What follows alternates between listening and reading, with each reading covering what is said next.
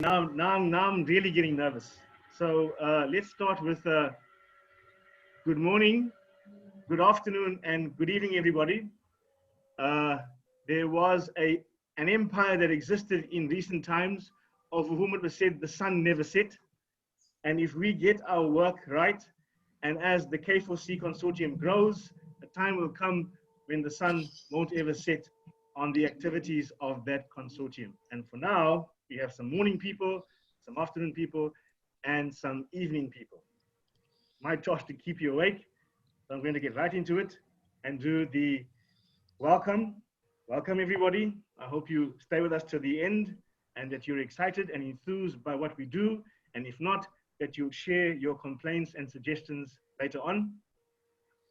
I have the task of introducing the South African Hub, and I'm going to do so very quickly because really we want to be hearing from all the good people, not just the one that they put up front to make sure that you're awake. So quickly, the road to K4C South Africa. Around about 2015, an NRF National Research Foundation grant enabled a group of people to travel to Argentina and India as part of an exploration of community university partnerships within the context of the Global South.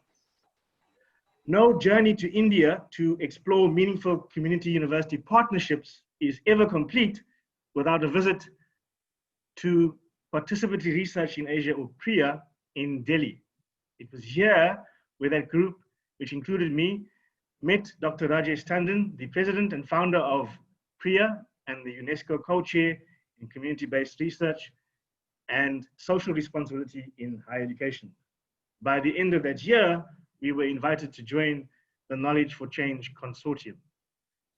Dr. Tandon and Professor Sizwe Mabizele, a Vice Chancellor of Rhodes, were later invited to deliver a keynote address at a community engagement conference that was held in Durban in May 2017.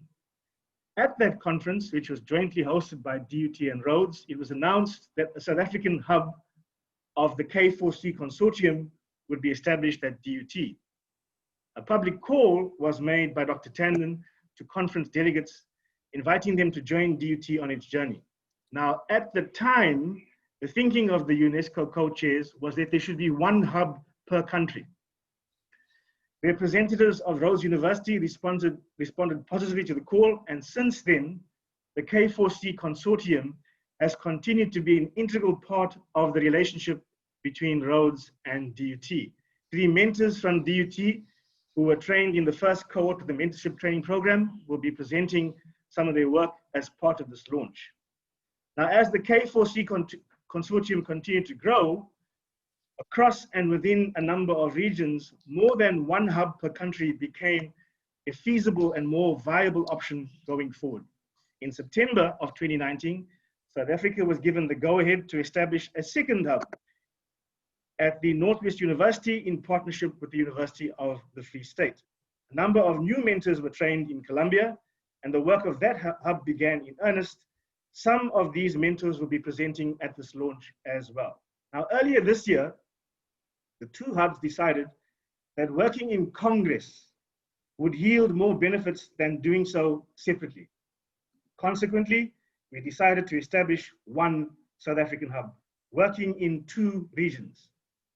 It is this hub that we are launching today. Now, DUT and Rhodes, who constitute the southern region of that hub, have continued to enjoy a fruitful relationship in the arena of community engagement. Over the years, our collaboration has included hosting community engagement conferences and workshops and the development of CE policies for implementation at universities. Northwest University and the University of the Free State, who constitute the Northern Hub, have similar ties and alignments in their approach to their work with community. All 4 universities have made a significant contribution to the leadership of the South African Higher Education Community Engagement Forum, where most of us met each other. Now, it would be remiss of me not to point out that the work of the Southern K4C regional branch of the hub, I must emphasize that one, I'm sure our northern partners would say the same thing, has not been particularly easy. This is due in part to the fact that community engagement in general is less, dare I say, sassy than the other public university activities that are often heralded to the extreme. So training the next cohort of community-based participatory researchers and practitioners is even less sassy. These are investments in people whose returns often don't align with the parlance of academic endeavor, which usually is expressed as research output, further funding grants and streams, innovation, entrepreneurship. Hopefully, as we forge ahead in our work in the K4C Hub, we will contribute to the changing of this mindset positively. Now, before I continue to wax lyrical, may I ask Savitri to continue with the contextualization of CBPR and CBR in South Africa. Dr. Maestri.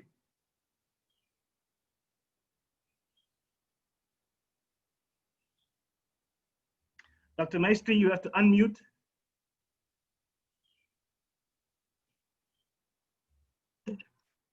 Can you hear me? Hi. There we go. Yes. Okay. Yes. I've divided the contextualization of CBPR in South Africa into 3 periods, and I'm just going to highlight a few main events. The first period is from in the 1970s to the 1980s.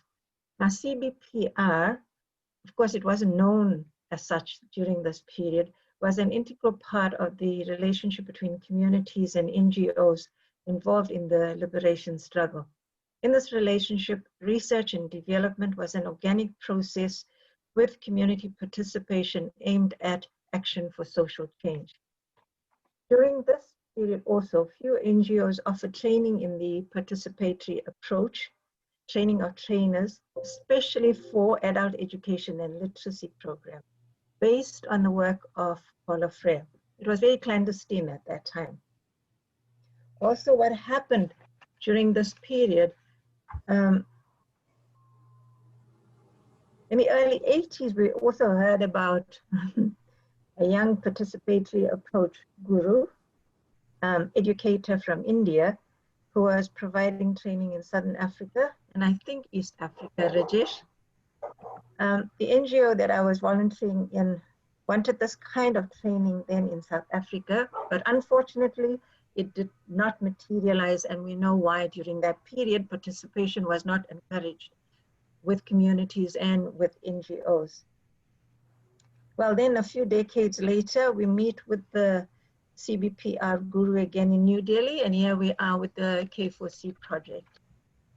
Now, if we had to ask the question, what extent do universities and academic students participate approach to research and development during this period, the answer would be depending on. That is, depending on the position that individual institutions and academics took on the liberation struggle. I have personal experience of my Afrikaans-speaking sociology professor, Professor Marit, who taught us about participation in community participation. And rather unfortunately, the same professor's office was bombed during the 1980s. So the second period is from 1994 to 2010. This is a period of establishing the democratic path in South Africa. The majority of NGOs were aligned to the newly elected government's ideas of a developmental state. The role of most NGOs changed during this period to becoming service providers because funding from external sources were channeled actually through the government and not through the NGOs, not to the NGOs directly. The kind of organic research and activism for change got lost during this period in the nation-building rhetoric. Civicus, the body for civil society organization, established in 1992, and Rajesh, I think you also played I know you also played a part in the establishment of Civicus during this period. Now, the actual work of Civicus as a watchdog of government and caretaker of civil society only started in the early years of the 21st century. During this period also, CE was introduced as a core function of universities. The early years were a time of resistance from most academics. As Darren mentioned, some of it is still continuing, who questioned the developmental role of universities and believed that only teaching and research were the purpose of higher education institutions in South Africa. Also during this period, SAHESIF, which is the body for community engagements, the South African Higher Education Community Engagement Forum, was established. The focus, however, during the early stages of its establishment was on service learning and a bit on volunteerism. Not too much attention, if not at all, was paid on engaged research and community-based participatory research. And the third period, which is current, from 2010 to the current period, is that CE is institutionalized in a number of universities, while CBPR is yet to gain traction. Community engagement provides a platform, however, to promote the potential of community-based participatory research and its establishment as engaged research. CE develops and it strengthens relationships with society organizations, promotes community university partnerships, and in this way, hopefully, it will open up the pathway for community-based research and community-based participatory research. Thanks. I hope I've stuck to my time if I was a bit rushed. Thank you, Savitri. You did a wonderful job. It's exactly a quarter past, which gives me the opportunity to segue to the UNESCO co-chairs who need little introduction to this group, but just in case there are people who haven't heard of them, it's my great delight to introduce, or to ask Leslie to introduce them. Okay, so I'm actually just going to, we have two co-chairs of the UNESCO chair, but I was only sent the CV of Dr. Rajesh Tandon, who's going to be speaking today. So welcome Professor Bud Hall as well from University of Victoria, who's one co-chair, and Dr. Rajesh Tandon, he's the founder, president of Participatory Research in Asia, PRIA for short, which is in New Delhi in India. They together are the UNESCO Chair on Community-Based Research and Social Responsibility in Higher Education. Rajesh is so well known in this field. She's an internationally acclaimed leader and practitioner of participatory research and development. He founded PRIA in 1982. Together with Bud, he was appointed as a co-chair of the prestigious UNESCO chair, as we just said, for 2 terms. First one was 2012 to 2016, and now from 2016 to 2020. And I believe their term is being extended. We hope so anyway. He, unlike most of us who tend to come from social science background, he was an electronics engineer, and then an MBA in Calcutta, and a PhD in management from Case Western University in the USA. But he soon moved out of academia to support and champion the cause of building organizations and capacity of the marginalized. So he is a pioneer of participatory research and has redefined the relationship between the researcher and the research. He served on numerous expert committees on the governments of India, Commonwealth, the World Bank. Indian Adult Education Association has awarded him the Nehru Literacy Award. He's had done great work in gender issues, and he was honored with the prestigious award in social justice in 2007 by the government of India. At the University of Victoria, Canada, also awarded him an honorary degree in law in June 2008. Another claim to fame, he's the first Indian to be inducted to the International Adult and Continuing Education Hall of Fame class of 2011. So, such a prestigious CV, and welcome Rajesh. I'll now hand over to you to tell us more about things. Thank you, Leslie. As you began by saying that I guess most people know me, I know all of you. It's wonderful to see you all, and those who came from the original Durban initiative, and then all of you, Karen and Elfie and you, Leslie. Wonderful to see you all. What can I say?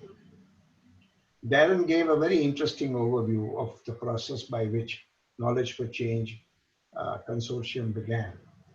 But I want to just remind you, most of you know this, that BUD was located in International Council for Adult Education in the early and mid 70s, 77, 78, when they began to create a, a process of meeting people who were likewise thinking about alternatives to standardized academic research.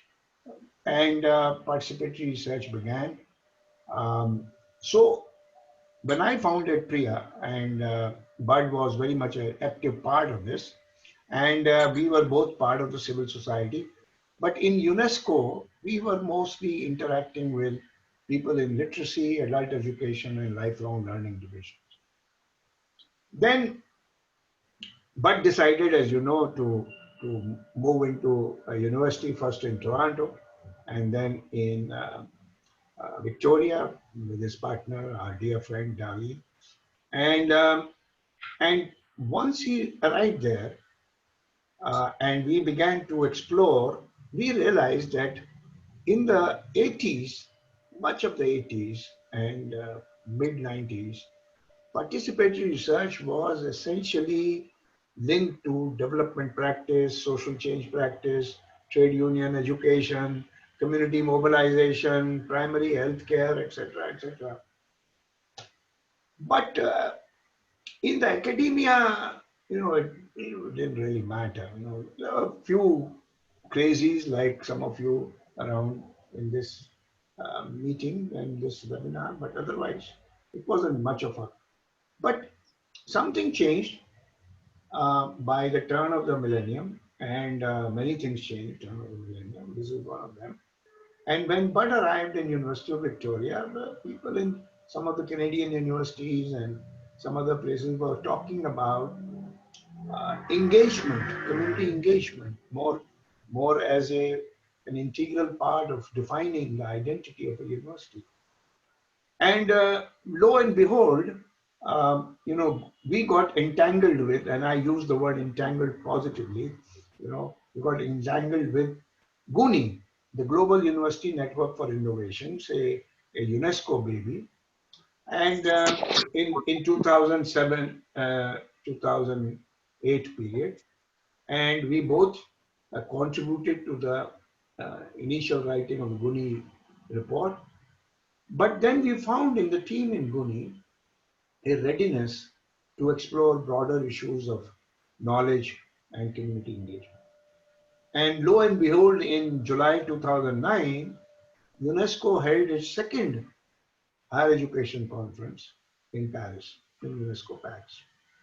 And along with GUNI as a partner, we went there and held a couple of group discussions and a couple of breakout conversations, and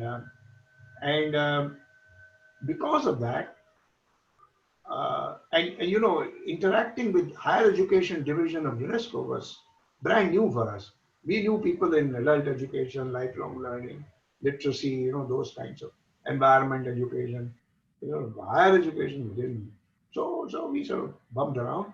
But I think what we were saying, along with Guni, about the role of knowledge in contributing to a just and equitable society, that caught some attention. And because of that, two things happened. One is that in 2010-11, we were invited to consider making a proposal for a chair.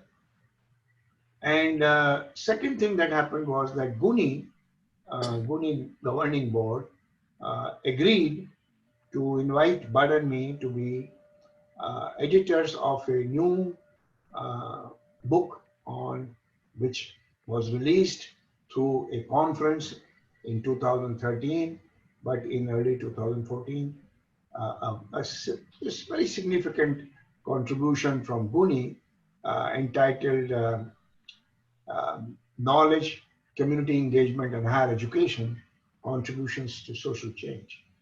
And I think that began to stir up further conversation around the community engagement, which till then, till 2014-15, as many of you know, community engagement in higher education system was relegated to social work or some such small department somewhere where well-meaning people were running around communities doing good. But that began to shift. And I think the two global studies that we did as UNESCO chair, which all of you are aware about, helped us also to understand what was going on. And we realized that community university research partnerships were actually more common than were being talked about. And they remained hidden below the radar, partly because the university leadership did not want to acknowledge them, incentivize them, recognize them. So people did a lot of things, but on the margins, hidden below the radar, and they cut across faculties and disciplines. They were not only in social work or social science or community medicine or wherever. They were in many places, in agriculture, in healthcare, in technology development, all kinds of places. And the second study we did was, we said, well, if so many people are actually doing this work, how are they getting trained? We didn't know. We knew a few community-based organizations like Priya who were doing training for 35, 36 years, but we didn't know. So that's how the second book came, where we made a commitment to, training the next generation.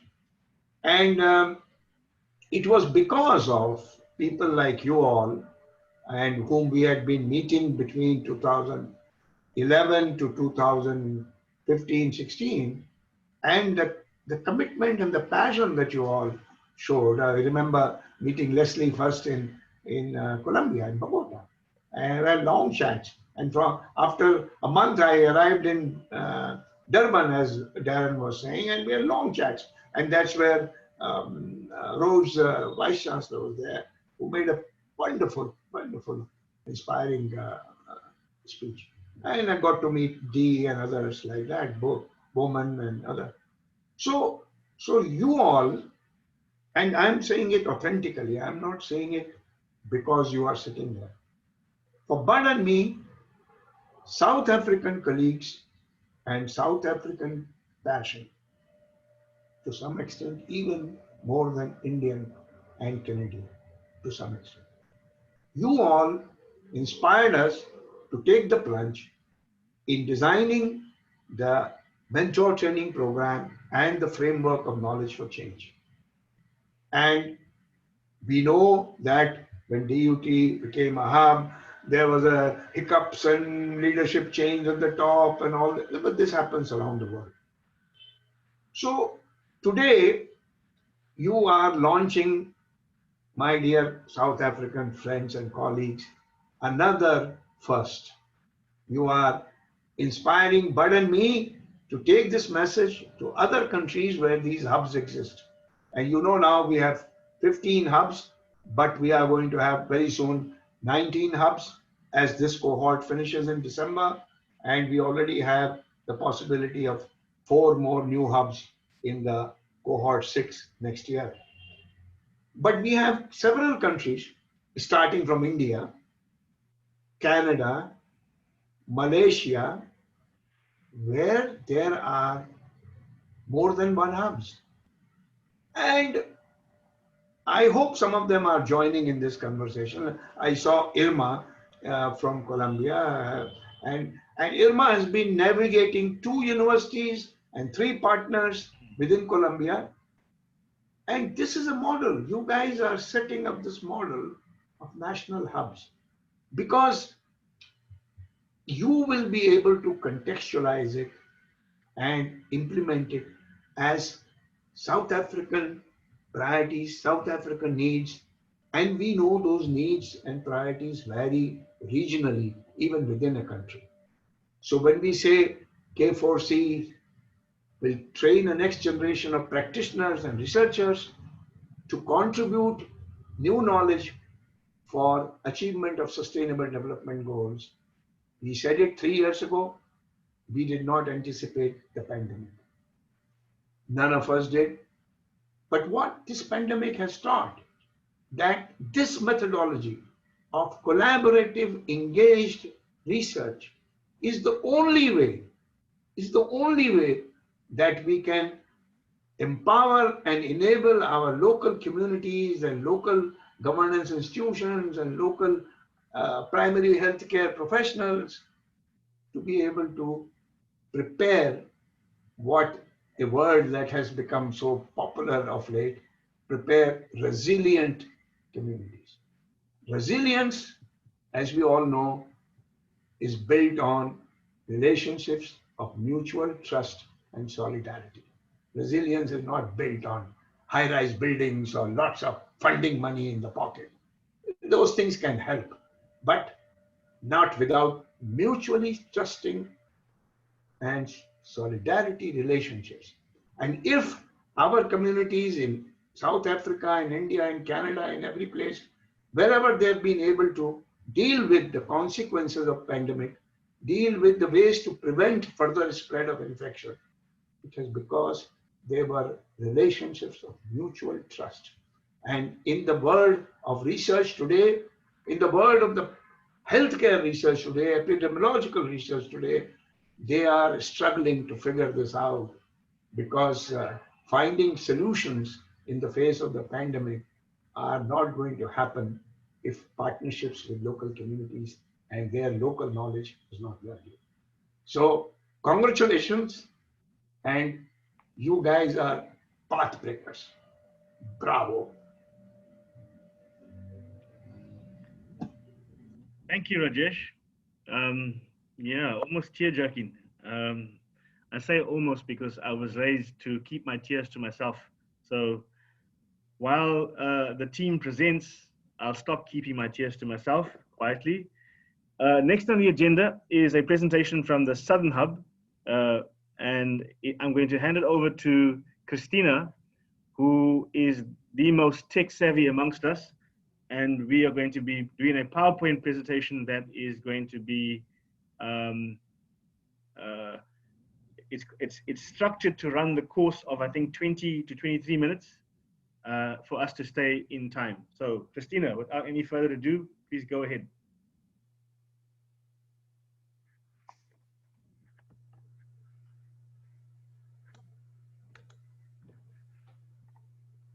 Good afternoon or good morning, good evening, colleagues. It's Helene Grobelaar speaking here. I will be introducing the first part of the presentation for the South Hub. And next slide, Christina. So in this presentation, we will be looking at 3 projects that's currently happening in this SA South Hub. We're going to introduce you to the undergraduate community engagement and development module at the Durban University of Technology, in which we have incorporated a CBPR component, and that is the focus to train future CBPR practitioners. Then we're going to look at the community university partnership of Durban University of Technology and the Gandhi Development Trust, and a second community university partnership between Rhodes and the Makanda community. So first up is our community engagement and development, which is an undergraduate program at the Durban University of Technology. We, next slide. So just to give you a little bit of a background, this module is offered in the Faculty of Applied Sciences at the Durban University of Technology, and it's offered as a general education module. It is currently housed in the Department of Food and Nutrition Consumer Sciences. The module was developed in 2017, just shortly after we returned as a first cohort from our meeting in Delhi, India. and the module is taught by trained K4C mentors from the first cohort.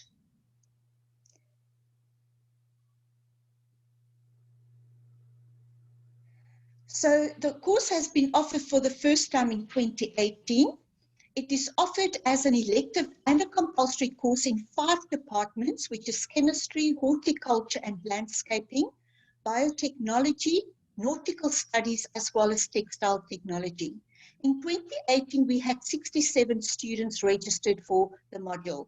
In 2019, 122, and this year we have 215 students registered for this module.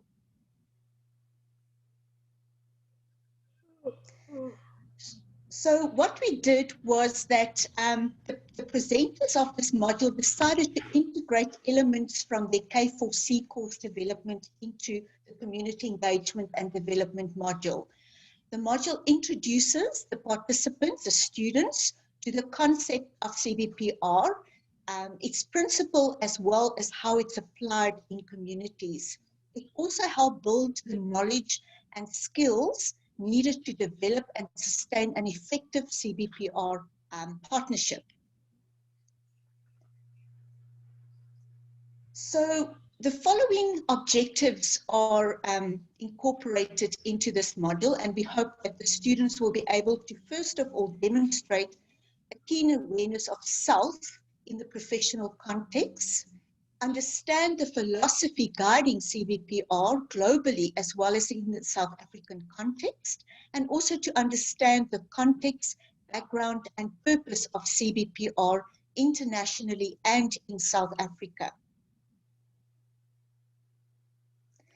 We also expect the student to explain the theoretical basis, the rationale and key principles of CBPR, and define CBPR and related concepts. Also to understand the CBPR process and the research methodology within a participatory approach paradigm.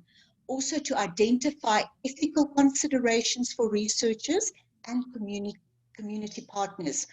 The students must also be able to understand, develop and maintain partnerships in CBPR, and at the end also be able to write reports using a community-based participatory approach. The following competencies are expected to be developed through this course. First of all, the philosophical competency, which will form the basis of ontology and epistemology. The theoretical competency, which is the participation and participatory approaches. Also the conceptual competency. In other words, the student needs to understand the concepts, the components, the principles and values that inform CBPR. The methodological competencies, in other words, the research design of a CBPR project in a community.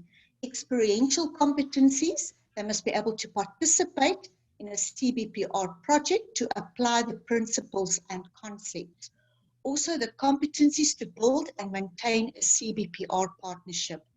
And then lastly, a competency to communicate with audiences in both academic and community settings about CBPR principles.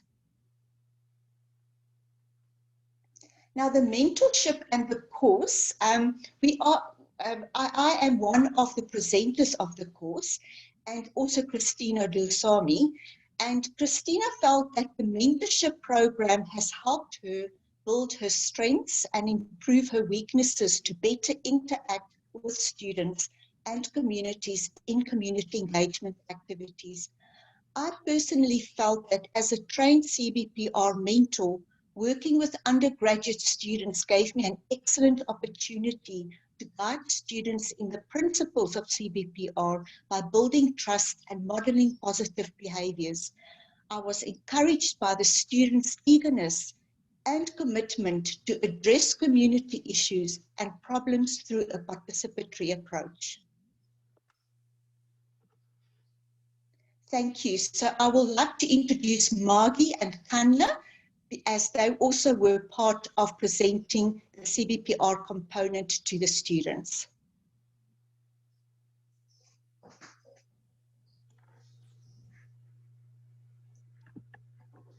Hi, everyone. I'm going to, Christina, can you put the slide on for this presentation, please?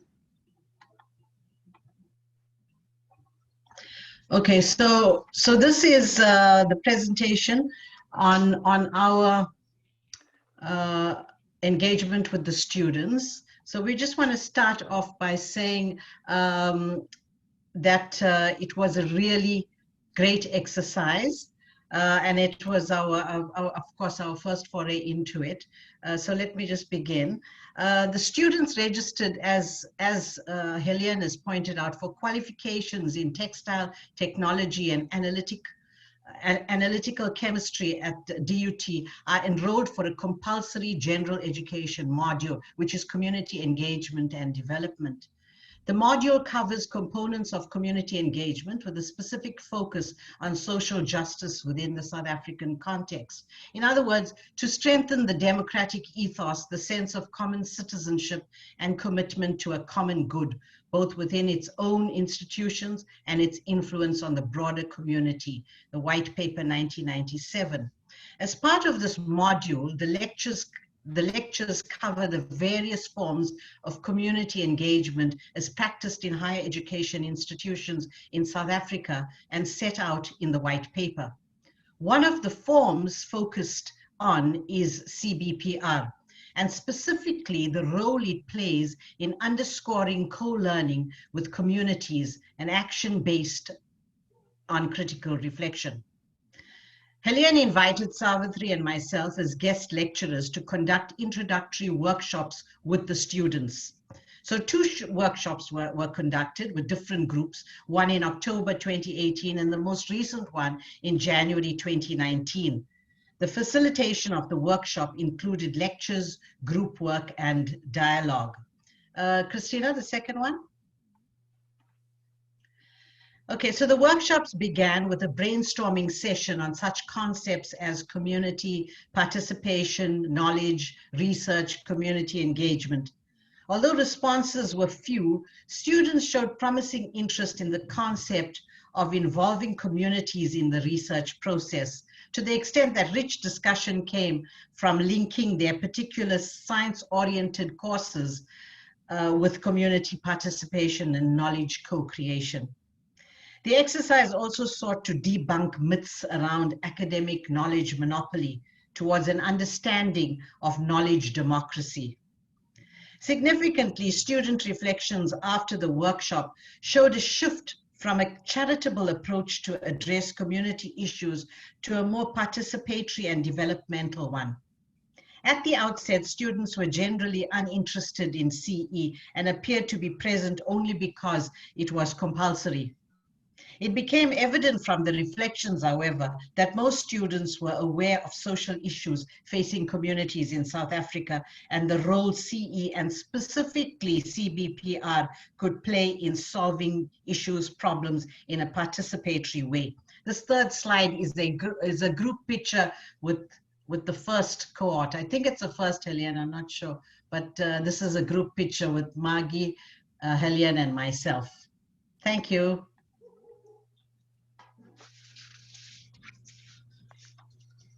Okay, I'm going to move on now to the second presentation, and this is on the HEI, DUT, and CSO, that is GDT, the organization that I represent, and our partnership program. So can we move on to the second slide then, Christina? Okay, so this is a representation of the work we do at the Gandhi Development Trust, which is housed at DUT.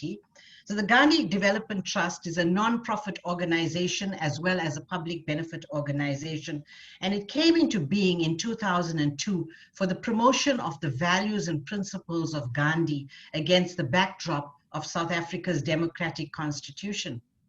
The organization's mission is to advance a culture of nonviolence, peace, and social responsibility through a range of activities under the overarching categories of lifelong education and training. And under that, the early childhood development program, the schools training, nonviolence program, and the speech and essay contest.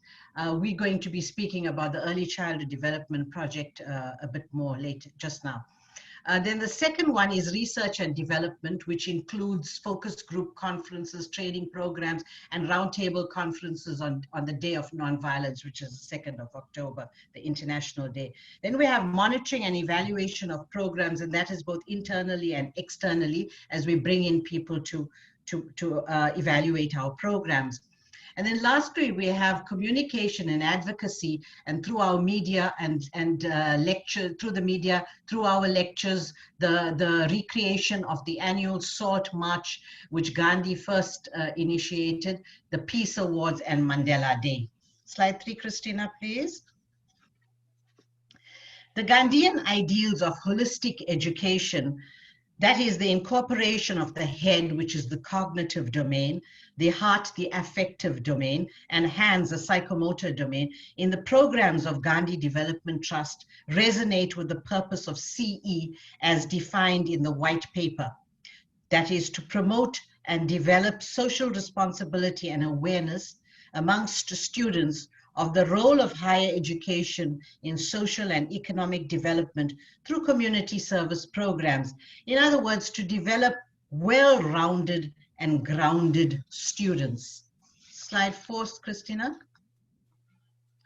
So recognizing the value of strategic civil society collaborations, DUT opened its doors to GDT and other like-minded and kindred community-based organizations in 2004, followed by the signing of an MOA in 2008.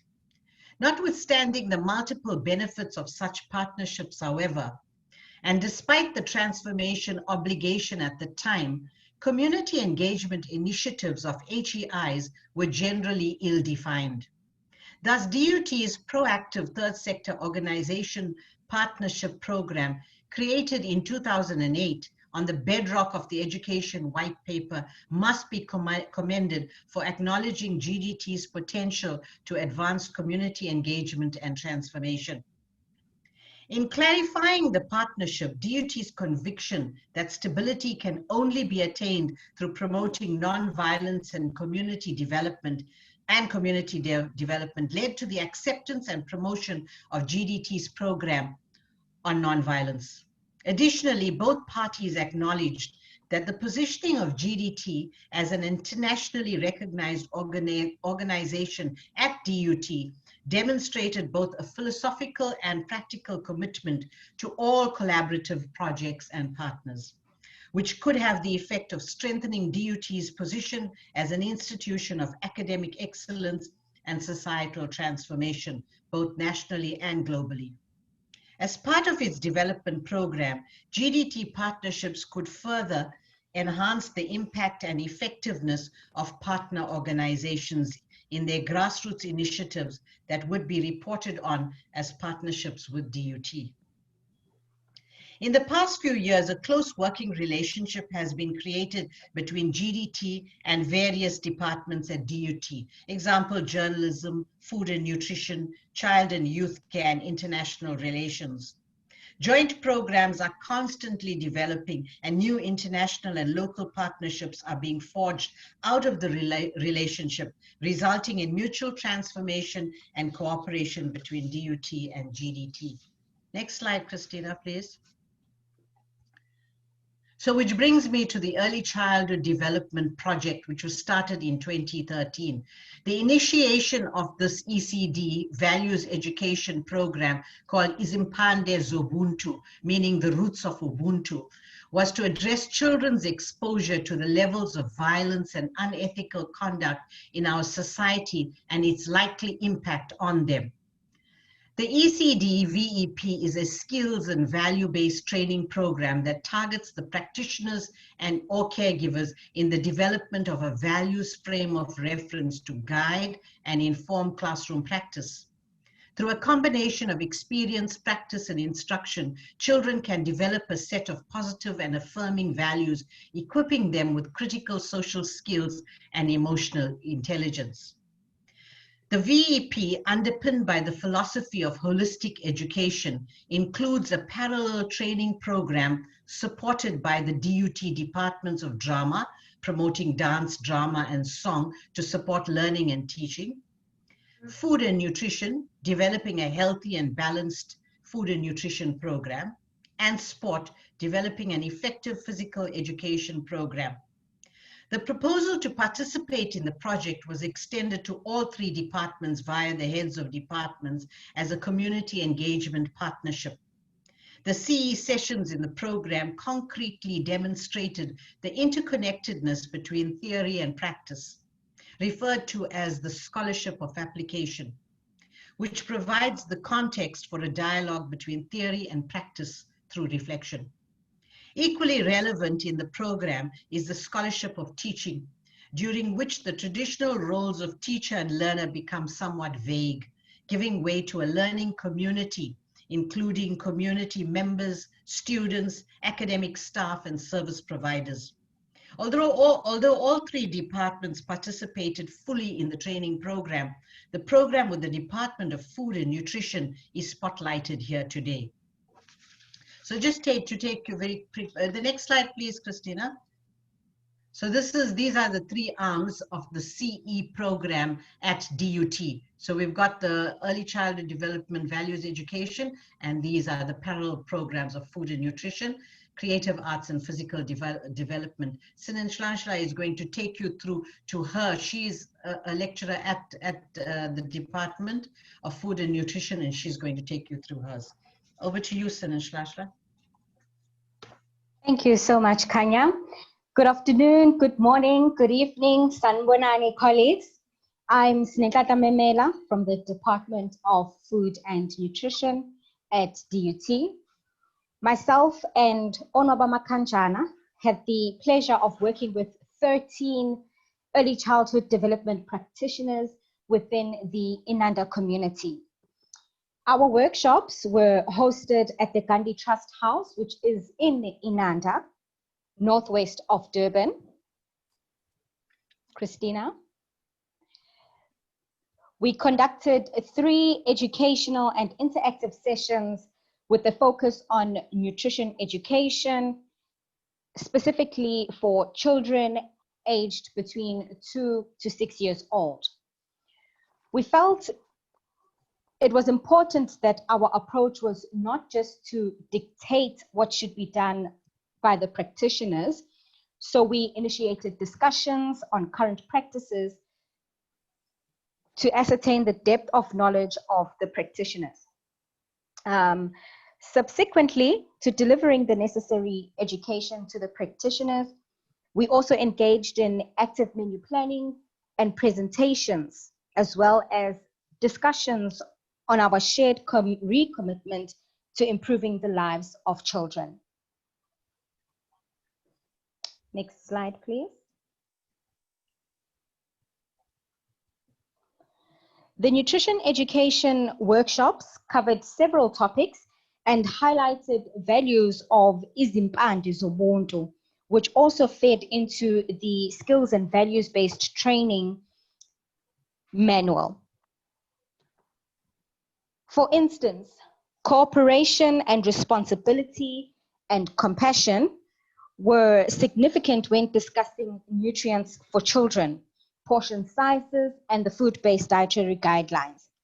Understanding that as children are unable to make decisions themselves, we need to work together and to the best of our ability to help them reach optimal performance. Humility and freedom formed the basis of our presentations on the nutritive values of indigenous food crops and the right to food. The message we were driving home was that firstly, our indigenous food crops are nothing to be ashamed of and can and should be incorporated into children's diets. They are affordable and packed with nutrients. Secondly, that food is an important factor for dignity, for social cultural cohesion, and forms part of the holistic development of persons. So from the 3 sessions and 5 topics uncovered, the early childhood development practitioners were able to draw up useful menus for implementation in their day-to-day planning. The practitioners also spent time exploring portion sizes of the 4 food samples to bring into practical context and provide visual aid of what grams actually look like. At the final session, we all then participated in a discussion on the importance of everyone's role in shaping the life of a child.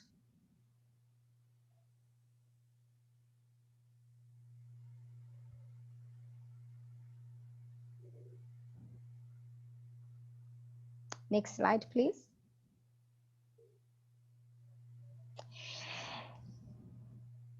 And in conclusion, we learned a lot from each other at these sessions we held with the practitioners from the Inanda community.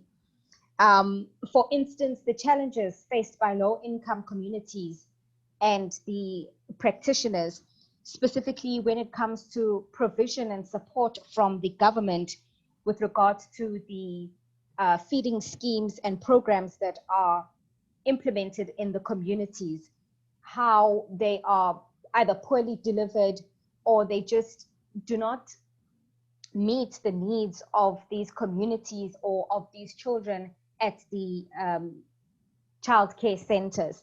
So the practitioners shared with us a lot of their challenges, and it opened our eyes as well in academia of what exactly still needs to be done in order for us to curb the issue and problem of hunger in our low-income communities.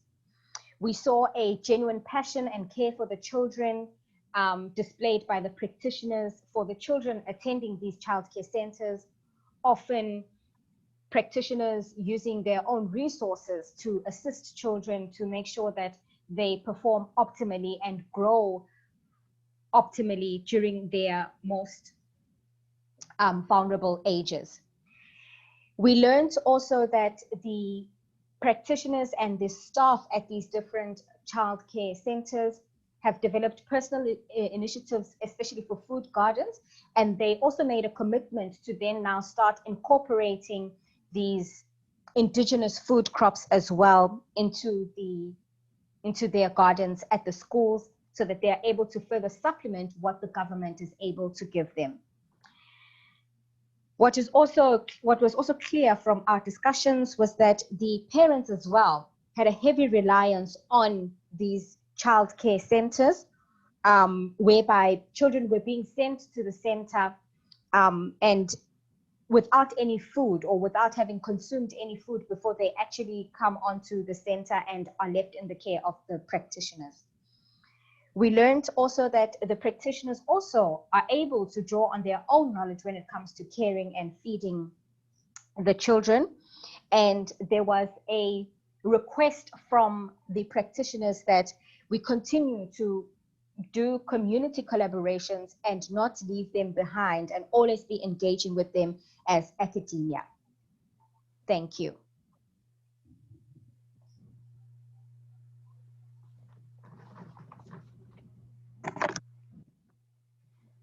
Greetings, colleagues. It's Diana Hornby speaking from Rhodes University. I will be speaking about the community university partnership that we have with the broader community around reviving public schooling in our city. Just as a start, Rhodes University is very excited to be part of this global K4C movement.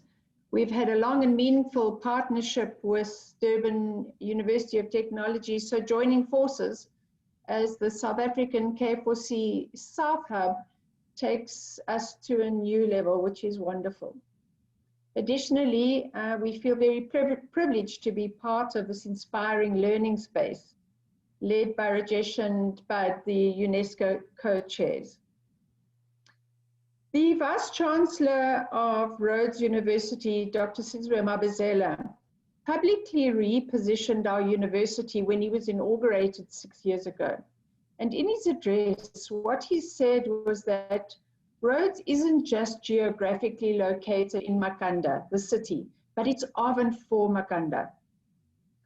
So as we understand it, universities exist for 2 main reasons: the contribution to social and economic development, and then the social responsibility of growing knowledgeable, critical, and responsible students.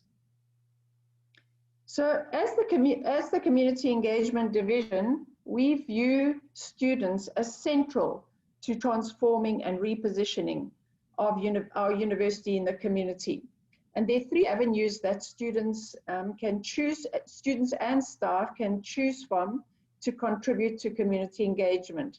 And those are the 3 forms of community engagement: volunteerism, service learning, and engaged research. And today I'm going to focus on volunteerism.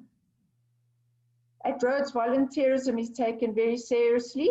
It's theorized, and students are really well trained, prepared, and there's good reflection, monitoring, and evaluation processes in place. Our community partners also sign a memorandum of an agreement at the start of each year, something which is negotiated. Thank you, Christina.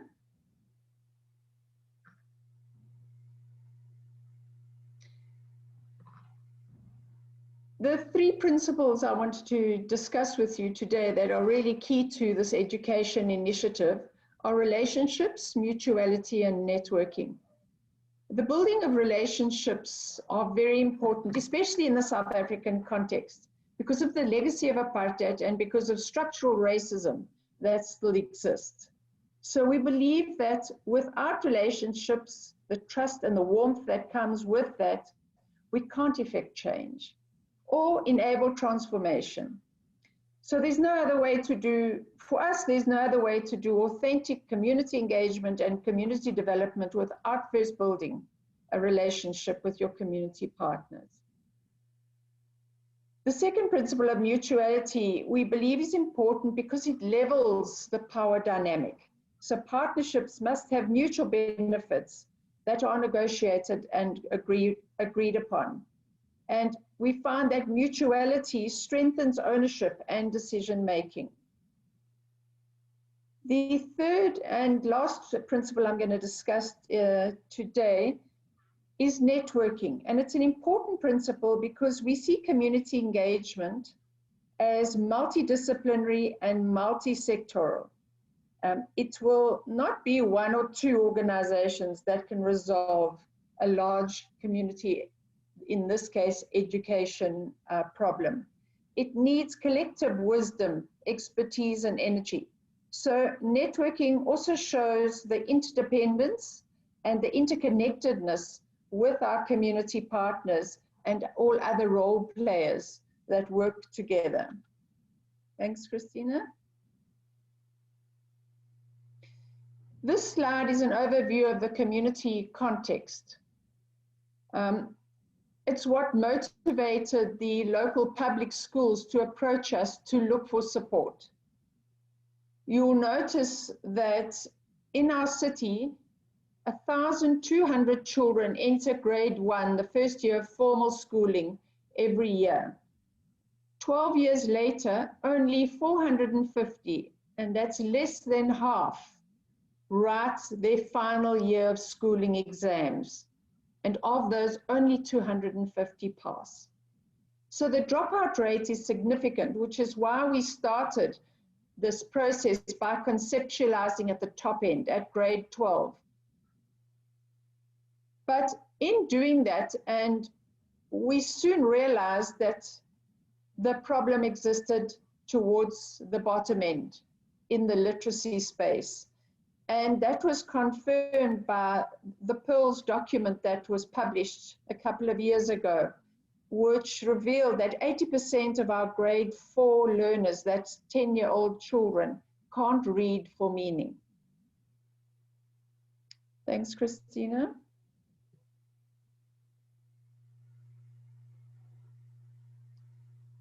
So what we effectively did then was move down the ladder, and we created what we call a pathway of learning. So we know that 1,200 children come into the schooling space every year in Makanda. And we know they move up. So by starting back in the ECD space, we were able to come together as organizations and address the deficits and the challenges that those early childhood centers were experiencing. You can see the pathway then moves on to the primary schools. And if you look closely at the slide, you'll see at the top the various initiatives that are taking place in that space across the city, and the partners right at the bottom that are participating and contributing to those. Then we move on to the high schools.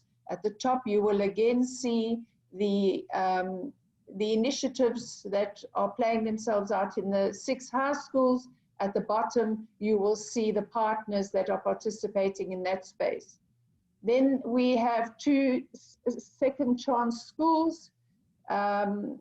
We used to have 1, but because of the need and the dropout rate, we have all been part of establishing a second initiative. Then the bridging process, that's the bridging into the university. We have a partner who started a program where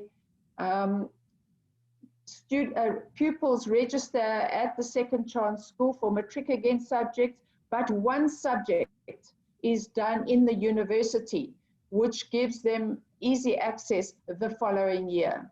And then school leadership, our business school worked with all levels of school leadership, starting with the principals in the first year, the vice principals in the second year, the HODs in the next year. So, and then the parent engagement, a very critical part. There are initiatives working in that space, and then the post-schooling pathways. We can move on, Christina.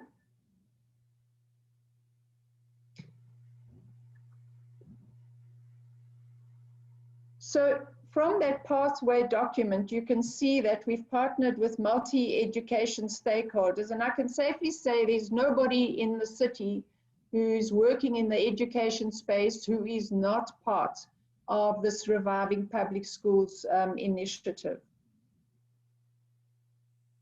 The impact over since 2015, is that 5 years, has been quite marked. And nobody claims this in the city because it's been a collective effort. At the early childhood level, we have for the first time an ECD forum that is self-governed. That self-same ECD forum came to us with an initiative they wanted to get started around water harvesting, because we have a huge water problem in the city. And all they wanted from us was to plug into our network. They wrote the proposal, they strategized and conceptualized the project, and they plugged into our project. The local bank gave them 200,000, another bank gave them another 200,000, and to date they've installed 47 water tanks at 43 of the early childhood sites. So that shows the kind of leadership in that sector. 20% of the student body at Rhodes are involved in regular, weekly volunteerism programs. So that's a huge student resource, which has been very much part of our turnaround strategy. I've mentioned the school leadership. And then in 2018, 3 of the high schools that we work with from the disadvantaged background, they got an 80% pass rate. That was the first in the history of the city that they got such a high pass rate. More than that, they got the highest number of grade 12s writing the final year. They got the highest number passing, and they got the highest number of bachelors in the history of the city. So that was very exciting. So we've gone from, in 2011, only 11 young people attending, registering at Rhodes University from our previously disadvantaged schools. This year, there are 120 registered at Rhodes and studying at Rhodes University. So because of our partnership approach to community engagement, we've collectively been able to impact the public schooling sector in our city. The relationships are trusting and they're strong. And now we're commencing with community-based participatory research only 5 years later, because we feel the partnerships now are strong enough to bring about the most impact through that research process. What's on your screen now is a quote by Lilla Watson, and she was an Aboriginal elder, and what she says is, if you've come here to help us, you're wasting your time, but if you've come because your liberation is bound with mine, let's work together. And we believe in this because it's very much a part of our philosophy of interconnectedness and the interdependency of life. Thank you.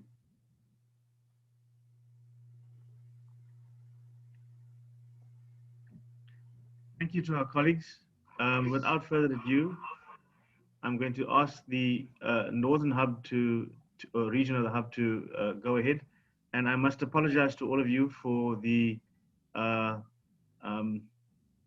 timekeeping by your moderator. I hope you stay with us till the end. It sounds like there's exciting stuff to come. Here we go. Leslie?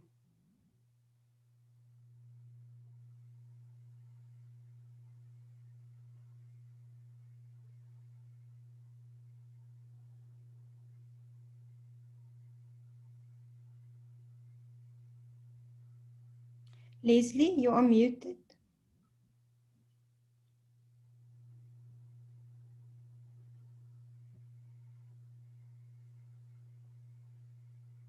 Leslie?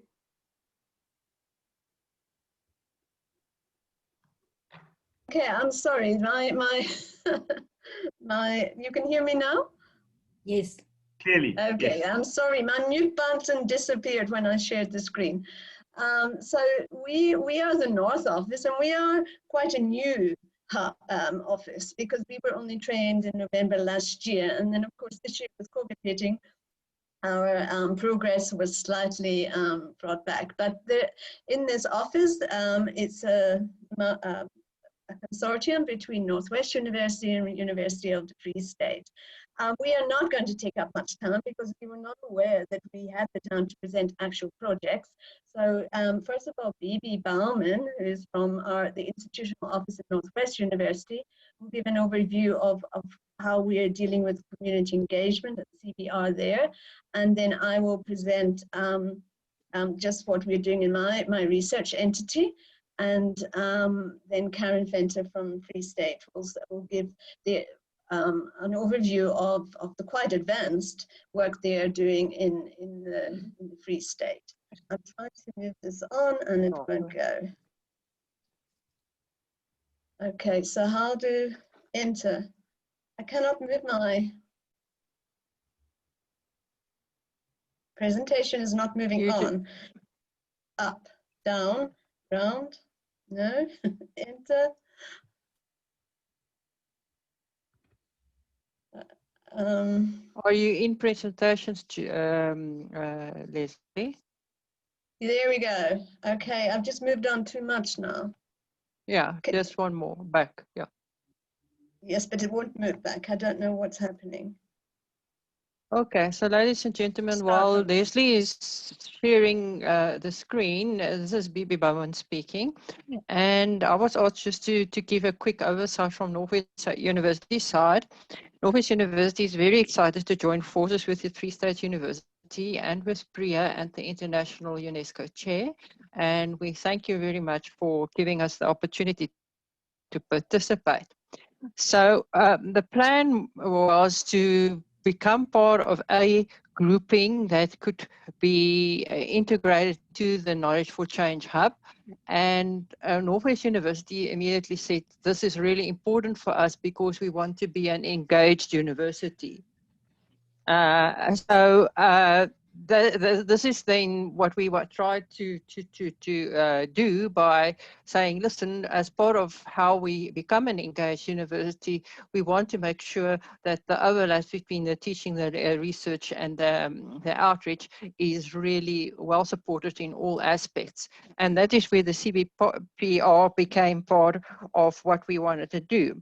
So Northwest University is exploring the tasks we were giving through the white paper of 1997 via the scholarship of engagement, and we want to integrate the ethical care and social justice in our communities, and the learning process that is given to our students to really critically become involved in social responsiveness. And this means that we don't want students just to listen to communities, but to really become part of their communities and to integrate the challenges and the way they live into the kind of research that our community partners can bring to the table. So it requires a little bit of relearning in the way of how we sometimes handle our partnerships, especially in terms of the power relationships. And that is where CBPR is really important for us, as well as in mutuality and trust. So the university is spanning over 3 campuses and spans the whole Northwest province, which is more than 300 kilometers. We currently have over 320 activities at the university, and at least 31 of those activities are engaged research activities. So just quickly, if we move on to the next slide, Leslie, that will just emphasize the fact that we are partnering through interactions with our faculties, and each faculty has a deputy dean for community engagement and stakeholder relations. We are naturally also involved in the South African Higher Education Community Engagement Forum, of which all 26 universities have membership. And then there are regional chapters that are encouraged to include community partners, build capacity, and we're also encouraging inclusivity of broader beyond the hubs that we currently have. And then obviously I want to expand our invitation to people become part of the K4C hubs. And then it's the South African Hub. If you can get it up, you will see that we started out as sharing good practices, putting an emphasis on partnerships, and then there was a strong movement for a certain period of time where we were really fleshing out the conceptualization and contextualization of community engagement in the sense of each university. And then there was a strong integration of the kind of activities like the overlaps that I've shown in the previous slides, where we felt that, you know, this should be part of the DNA of a university to become an engaged university. And currently many universities are talking about the scholarship of engagement and asking the question about the kind of impact that they are making. So that is a short summary from our side. My office supports what is happening in faculties, and we are actually also having the approach where faculties are invited to adopt and adapt the context of their specific faculty and their strategy into the K4C hubs to have mutualistic relationships where we can learn from one another and do co-creation of knowledge in the space, which is the new way of handling engaged research. And I think that's all I need to offer in this space. So Leslie, you can go ahead with your part of the presentation from here onwards. Okay, thank you. I'm sorry for this, the way this is looking, but if I put it into slideshow, I can't move it forward. What I'm going to be talking about today is my role in this. I was trained as a mentor in November to start this hub, and but my job is a director of community-based educational research niche. So my focus is really on postgraduate students and developing staff and people. I have about 34 people in my entity, and when I first came to the university, CBPR was not something that the Faculty of Education was doing. So I think we've, the K4C Hub, I'm excited about it because it's going to give us opportunity to not only promote it within my own faculty, but to coordinate it across faculties, because engineering and health sciences and different faculties are in fact doing CPR, but there is no kind of coordinated body. So a lot of it is done and nobody knows about it. So what we've done since last November is developed a short learning program which was based on research. We asked community partners and academics what their needs, experiences, and so forth about research and community partnership was, and from that developed a short learning program. But of course COVID hit then, so just as we were about to present it face to face, we had to develop it online. So we actually started last Monday with the first program, and we have, so this is kind of like a pilot, but we already have people from other faculties such as engineering on, and people from other universities.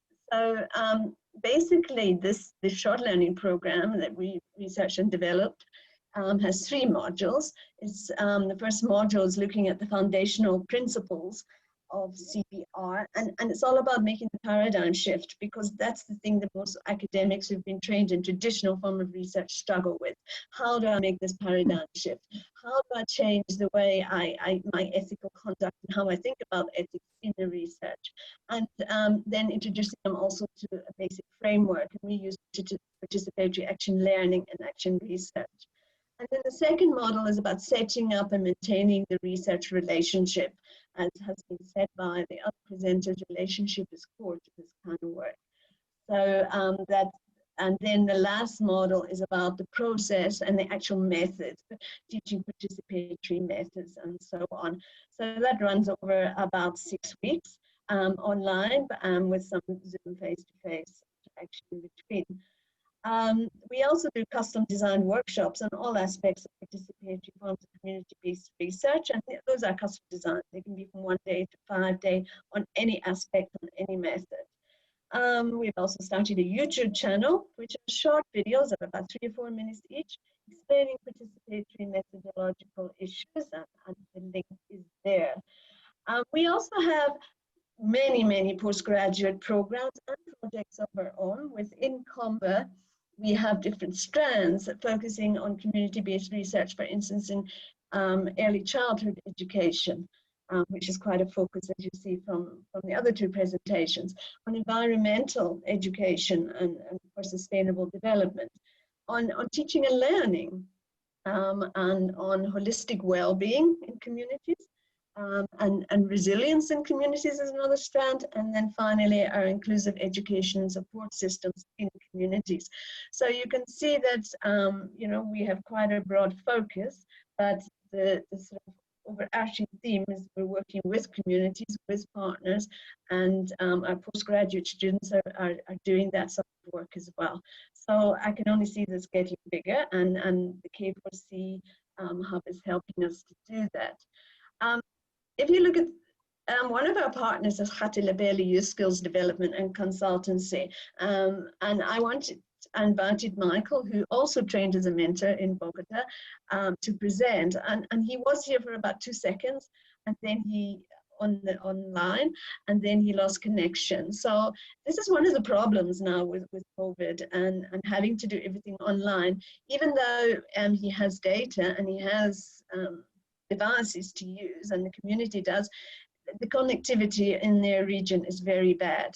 So I don't really want to present for him, but just a quick overview of what they do. They work with youth, mostly youth who are not in further education or training or employment, but also sometimes with school-based youth. They run computer courses, to help with computer literacy. They have joined up with IBM program and on IT to improve that. And I think they're also helping to coordinate and run programs on coding for the youth. They partner with Junior Achievement South Africa doing this young girls program. So Junior Achievement is about entrepreneurship. They have also they've been partnering with myself as Comber for the last 4 or 5 years, and have grown to be able to partner with others. And they are now partnering with our engineering faculty, and they have what do you call it, a printer, 3D printer, and a business plan of how they're going to use that for small business and entrepreneurship activities. They run homework assistance and discovering talent in the community in sport and indigenous programs and games. Michael would have told you much more about it if he'd been here. Unfortunately, he couldn't. So I won't say much more. So I'm going to hand over now to Karen from the Free State. And you will hear they're doing really interesting work there. So Karen, would you want to take over? Yes, good afternoon, everybody. Let me say good day to the colleagues. I'm Karen Venter from the University of the Free State. I will do the first few slides and then Alfie Moorman, our community partner, will continue. So I placed this here that you can see in context and where we are and where we are next, the province next to Northwest. And it's interesting to mention that our doors of the university opened in '94 already. And that was the Grey University College with 6 students, and now we have got 39 students. And our university is spread over 3 campuses, and we have got 7 across 7 faculties. Next, Leslie, thank you. Okay. There we are, and I thought it was good to share the organizational structure also with you. So in the portfolio of Professor Puleng Lenkabula, she is the Vice Rector of Institutional Change, Student Affairs and Community Engagement. The Directorate of Community Engagement is situated. And you can see there's the 2 girls in the middle, and those are the ones doing the work. We are the dedicated mentor trainers for the K4C Hub at the UFS. And so the goal of Engage Scholarship in our strategy is also embracing that we need to establish carefully crafted spaces. Leslie? I think we I don't know what, sorry. It's fine. Okay, now I have found it. Now I found the correct button. Okay, off we go. Okay, so yes, we are, you can stop there, thank you. So I just wanted to share that we have transformed since 27, moving from community engagement to Engage Scholarship. And there you can see our model, which is community university research partnerships. And we have established them for Engage Scholarship. So there are 3 legs. It's Engage Teaching and Learning, and there you can see the different strands. Engage Research that I want to focus on, that's community-based research, participatory action learning, action research, applied research, and the 2 things that's important to us, that it should be action-oriented and participatory. And then we also have a leg of engaged citizenship, which then include the university, the academic, and the student engaged citizenship, as Rhodes University shared with us about their volunteerism. So what are we very proud of is that we've got 77 service learning infused modules. And if you look from the top, from the bottom up to the top, we have within our faculties, those are the 7 faculties, we've got faculty engaged scholarship management committees. And then in each faculty, we've got champions drawing from the service learning modules that has long been established in partnerships. So we've got champions for community of practice for engaged scholarship. And then this is definitely a strategic engaged scholarship that we are working. Thank you, Leslie. Next. Good. So what assets do we have? So we started when we established and thinking about building the K4C Hub on existing resources. So you will also see I posted a link there where you can go and visit our Community Engage website. And so what do we have? We've got well-established Directorate of Community Engagement. So we have a center since 2002. And it's a well-established network of service learning modules, as I mentioned, across 7 faculties, well-established long-standing partnerships. We have about 150 partnerships, of which 11 is spread across the faculties, and we call them flagship partnerships. They are highly interactive educational strategies going on in those partnerships. So we use the triad partnership model. If you think back on since the starting with the CHESS project, so there's a community sector, service sector, and the university sector. And then in the service sector, mostly we engage with non-profit organizations. So in introducing the K4C Hub, we started through pilot studies, and we are really at an infant stage. So what do we do now? We are raising awareness for training the next generation of community-based researchers, or engaged scholars, as we refer to them, in the community university research partnerships. So I also want to mention that we are fortunate to have a Common Good First digital storytelling lab. And for those who do not know, an arts-based research method is digital storytelling. And we use digital storytelling to capture the knowledge of the community that we are co-creating, and then that is used for mobilizing the knowledge on the Common Good First digital storytelling platform. And so in a specific curve model, this is also something significant for us, is that we affiliate with the Global University for Lifelong Learning. So this broadens the entry access and the reward of engagement for the community-based research training of the community partners. And so we move from level 1 to level 5, a pathway, and then at the end, they receive a bachelor professional degree awarded for action learning en route to doing research at the end and co-conducting research, participatory research with universities. So I also put the website of GOAL there for you. Thank you, Leslie. Next one.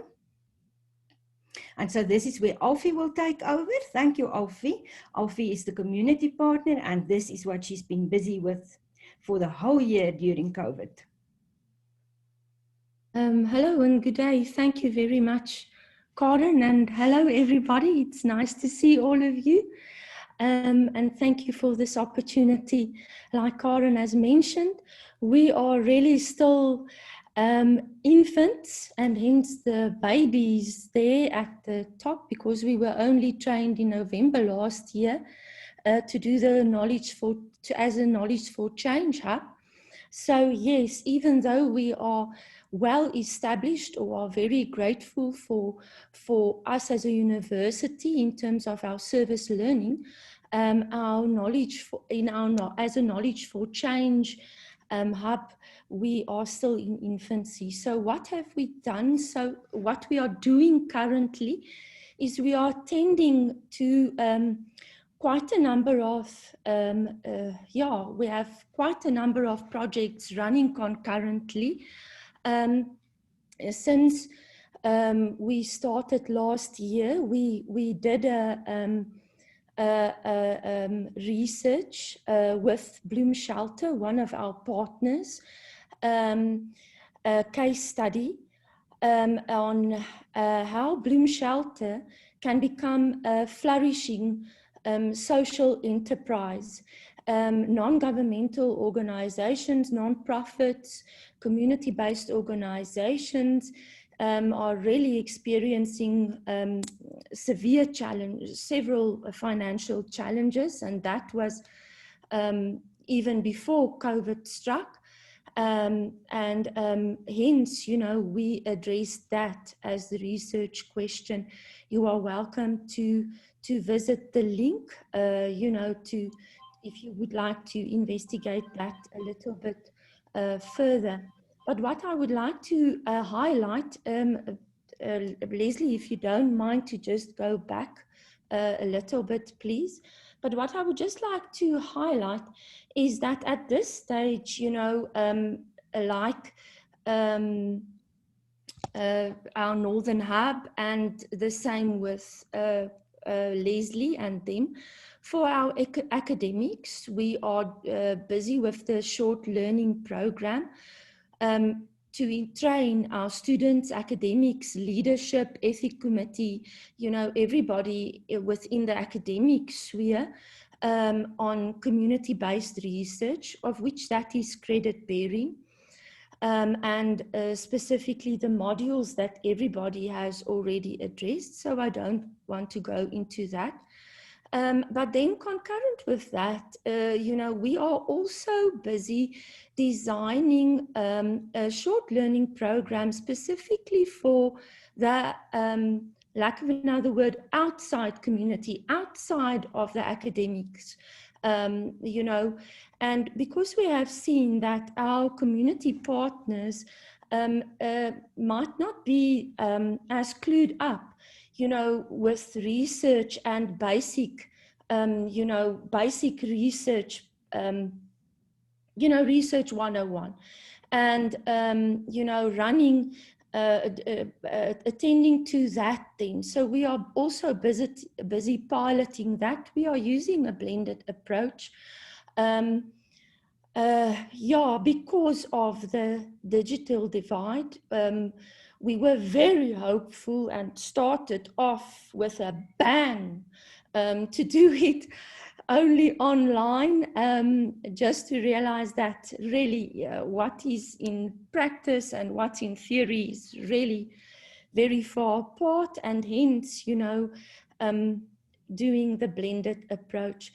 But what is very nice about this is that it allows for e-engagement, and you know, it unites our community organizations. Because of the digital divide, we are creating Wi-Fi hotspots at our flagships, community organizations that we have very well established and long-term relationships with. Thank you, Leslie. And if I would like to just highlight our virtual space then. If I can just go into a little bit more detail, we are busy designing a virtual engaged scholarship platform, and really trying to be very inclusive. This started based on a long-term relationship with Bloom Shelter, and we had a yearly learning festival. And since the lockdown, we then had to take a decision to go virtual, you know, with our learning festival. And this has just evolved in such a wonderful, wonderful space. Inclusive, yes, you know, all the inclusivities, but also including people with disabilities. We have such a wonderful partnership with a school for autistic children, and where they started 3 years ago, you know, some of the learners just attending as participants. Last year, they co-facilitated a workshop with their teacher. Also, partnering with sign language department, and they will be translating, you know, some of our workshops that will be on this platform, you know, in sign language. So we are very, very excited. And with all of that, you know, we really would like to use knowledge, you know, for change.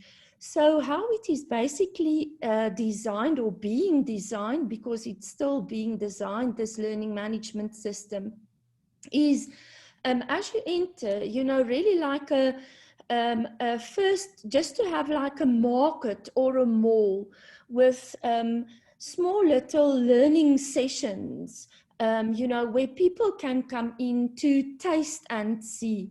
And here's some of our service learning, you know, or scholarship, university students, with their lecturers, as well as some of our community partners, are disseminating knowledge, you know, through short little videos or infographics or podcasts, because we are really making use of radio stations at this stage as well. You know, so people can come and taste and just whatever of these little learning sessions, you know, they would like to experience. And then as they experience some of these sessions, we are then in a second kind of like leg, for lack of another word, busy designing a space where people can, what we call, gather and grow for themselves. So, for example, just as you said, food and nutrition is a very high priority in our country at, you know, and at this stage specifically. And for example, you know, if they did a little course on how they can spend or budget their grant, and how they should, you know, food and nutrition 101, and if they can put all these little course, small little working sessions together, then at the end to have a little course. I'm sorry for using little. English is not my first language. So at this stage, I'm very stressed, and all that can come to mind is little. So please bear with me. But, you know, how they can put these short courses or learning sessions together to form a course then. And then our thinking is that once we have participants who completed their short courses, to then gather them together and then let them all start to do community-based research, you know, together, you know, as a third leg. But we are not there, you know, we are still far from reaching that, but that is where we are steering towards or heading with our virtual space. So far with this Edu Village, as we would like to call it, we are just very grateful. You know, we took the decision in April, and since then, you know, there are 14 departments, you know, who just got on board, 4 universities, you know, the research opportunities, you know, 4 studies at this stage just on the virtual space. And that is excluding the survey that we would like to do. You know, with we had in the past, last year, there were 1,200 participants attending, you know, our learning festival. So we would ideally want to have a survey that our participants can complete, you know, as they enter our virtual space. And then also we are designing it, you know, with all the back end, you know, back end data that we would like to, you know, gather from that. We are busy with partnering with our Center for Teaching and Learning, working hand in glove with them to see if we can interface the existing university Blackboard learning management system that our academics and students, you know, are using for their learning with our learning management system, the two to interface. And yeah, you know, our students, the products that they made, you know, in terms of videos or whatever, to feed into the learning management system. And then you know, also the learning management system and their interaction with community, you know, on this platform to interface with the, you know, the Blackboard system. At this stage, you know, people's worldwide may say, show me the money, but I'm telling you, we are show me the evidence.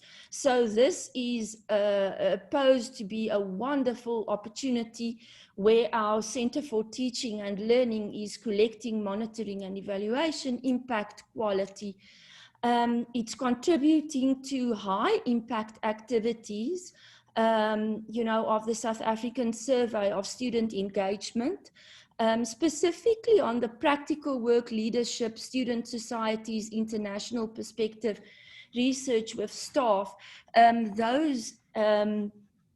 those ones that our university is not performing on, you know, or has not been performing on that well, and we are assisting them in that regard. We are really pushing for greater impact in communities. I'm sorry, Leslie, I'm nearly done. I hear you. I am talking way too much. Thank you. I'm nearly there. Greater impact. And if we can start to work together, you know, from the SDGs down to the annual performance plans, and then really trying to bring rapid change, to convert our knowledge, you know, for change. Thank you, Leslie. This is the last slide.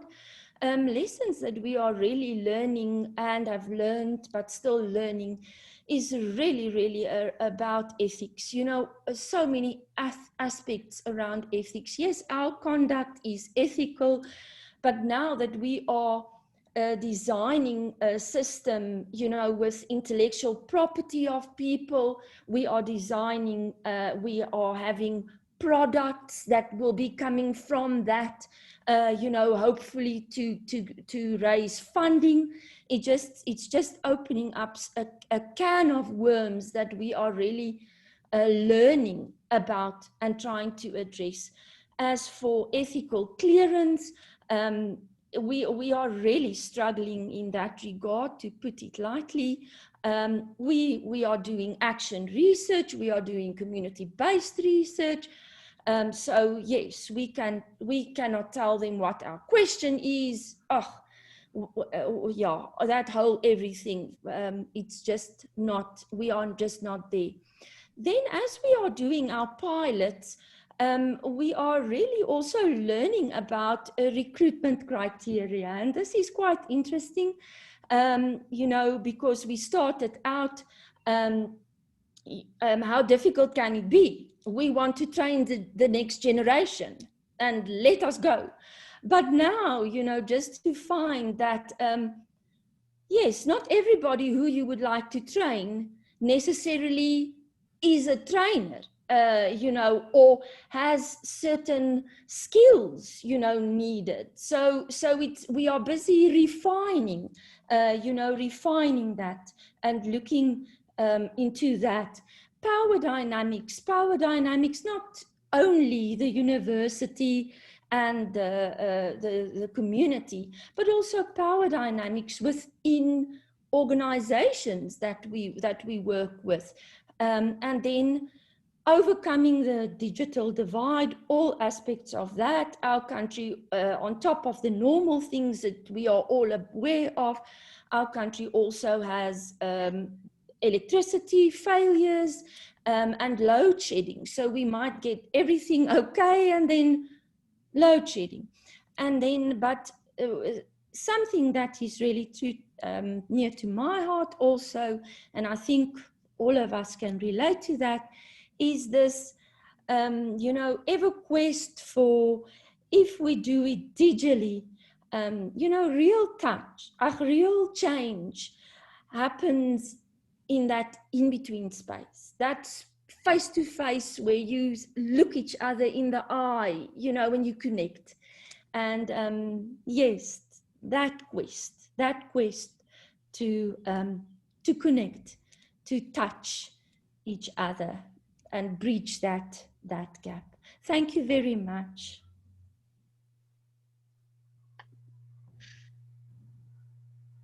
Okay, I think unfortunately we don't have time for any questions because we have really overrun our time.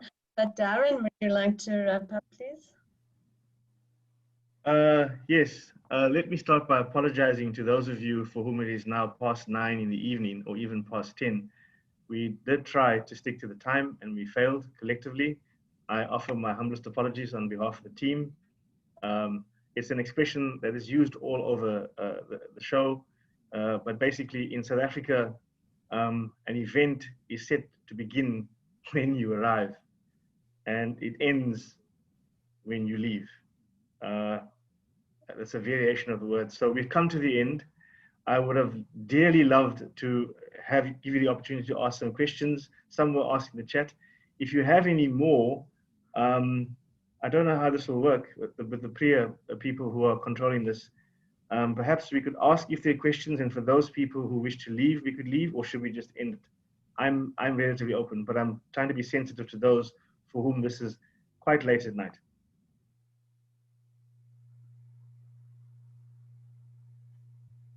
Shall we just call it a close and say thank you for joining us? Okay, thank you very much. Most of you stayed to the very end, and I'm glad. You were paying attention. Some of you might have been cooking while we were doing this, but thank you so much. Leslie, some parting shots? Yeah, I think there was one question there was working, is K4C funding us? And well, no, we're funding ourselves. All universities have to generate their own funds because it has to be sustainable. And we are a consortium. We don't receive funding from the UNESCO chair for our everyday work. Oh, was that the question from Enver Matala? Yeah, I don't know, somebody in the chat, I just saw that question. I responded directly to him, and I think I responded to the group that basically, I thought his question was, this kind of work, is it funded? And I said that it's usually competitive grants. The university make contributions to CE, but this work is being done off the sweat, blood and tears of the volunteers and mentors who were trained, and continues to be the case until the universities out there decide that it is something that is part of what we call the block grant. And I hope that influencers who are in university management will help us agitate for change. So thank you so much, everybody. And yeah, Thank you. Thank you. And watch this space.